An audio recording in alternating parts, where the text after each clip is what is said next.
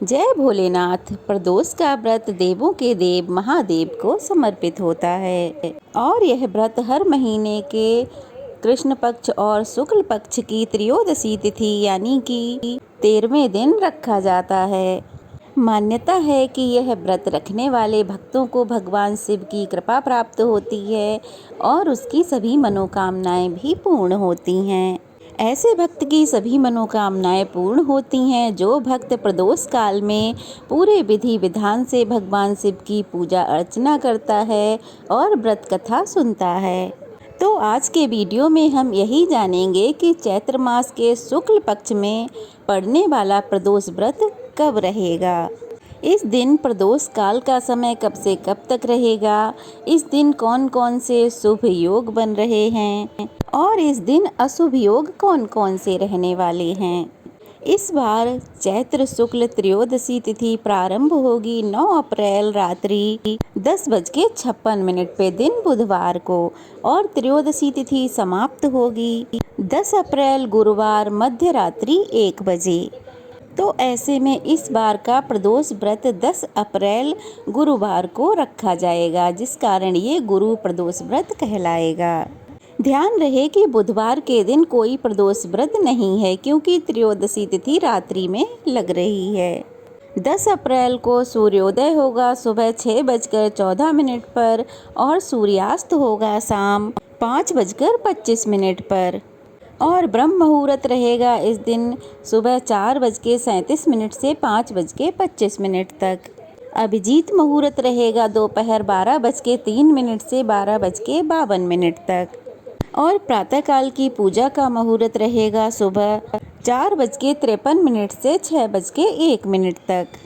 इस दिन वृद्धि योग भी बन रहा है जो कि सुबह से लेकर शाम 6:59 तक रहेगा। वृद्धि योग में यदि कोई नया काम शुरू किया जाए, नया व्यापार किया जाए तो उसमें बहुत अधिक सफलता मिलती है। राहु काल जो कि अशुभ मुहूर्त होता है दोपहर 1:30 बजे से 3 बजे तक रहेगा और 10 अप्रैल दिन गुरुवार को प्रदोष काल का समय रहेगा शाम 5:56 से 7:26 तक। तो ध्यान रहे 10 अप्रैल को प्रदोष काल के समय ही आपको प्रदोष व्रत की मुख्य पूजा करनी है। गुरु प्रदोष व्रत मुख्य रूप से विवाह में आने वाली बाधाओं को दूर करने और सुखी वैवाहिक जीवन के लिए रखा जाता है। संतान सुख की प्राप्ति के लिए भी इस व्रत को रख सकते हैं और परिवार की सुख समृद्धि के लिए भी इस दिन बृहस्पति देवता और भगवान शिव का पूजन करने से घर में सुख समृद्धि का वास होता है। बृहस्पतिवार का दिन देव गुरु बृहस्पति का होता है जो ज्ञान, धर्म और शुभता के प्रतीक हैं और जब भी इस दिन इस तिथि पर प्रदोष व्रत पड़ता है तो ये और भी शुभ फल देने वाला हो जाता है। इस दिन व्रत रखने से ऐसी कोई भी कामना नहीं है जो पूर्ण ना हो, अगर मन में सच्चा विश्वास और आस्था हो। गुरु प्रदोष व्रत रखने वाले भक्तों को 100 गाय दान करने का फल मिलता है और इस दिन दान में आप पीले रंग की सामग्री जरूर दान करें ताकि आपको देव गुरु बृहस्पति और भोलेनाथ का आशीर्वाद मिल सके। सुबह के समय जल्दी उठकर स्नान आदि से निवृत्त होकर हाथ में जल और पुष्प लेकर व्रत करने का संकल्प लिया जाता है। विधि विधान से भगवान शिव, माता पार्वती सहित पूरे शिव परिवार का पूजन करके नंदी बैल के कान में अपनी मनोकामना जरूर कहनी चाहिए। दिन भर उपवास रखें। शाम के समय प्रदोष काल से पहले एक बार फिर से स्नान करें, साफ स्वच्छ वस्त्र धारण करें और फिर ओम नमः शिवाय मंत्र का जाप करते हुए शिवलिंग का दूध से, दही से या फिर पंचामृत से अभिषेक करना चाहिए। इसके बाद धूप दीप जलाकर भगवान शिव को अखंडित चावल, चने की दाल, हरे साबुत मूंग अर्पित करने चाहिए। इसके अलावा धूप दीप जलाकर कथा का श्रवण करके शिव चालीसा का पाठ करना चाहिए। इसके अलावा आटे का एक दीपक बनाकर जलाएं, उसे केले के वृक्ष के सामने रखकर ओम बृहस्पति नमः मंत्र का यथासंभव जाप करना चाहिए।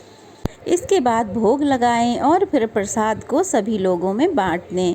इस दिन भोग में आप भगवान शिव को खीर का भोग लगा सकते हैं। या फिर मूंग दाल का हलवा बनाकर भी आप उसका भोग लगा सकते हैं।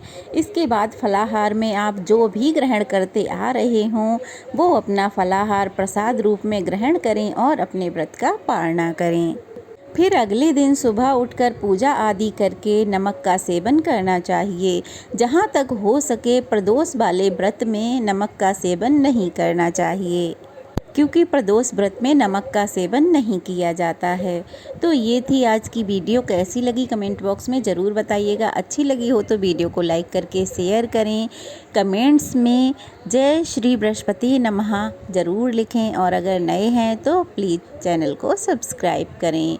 ओम नमः शिवाय।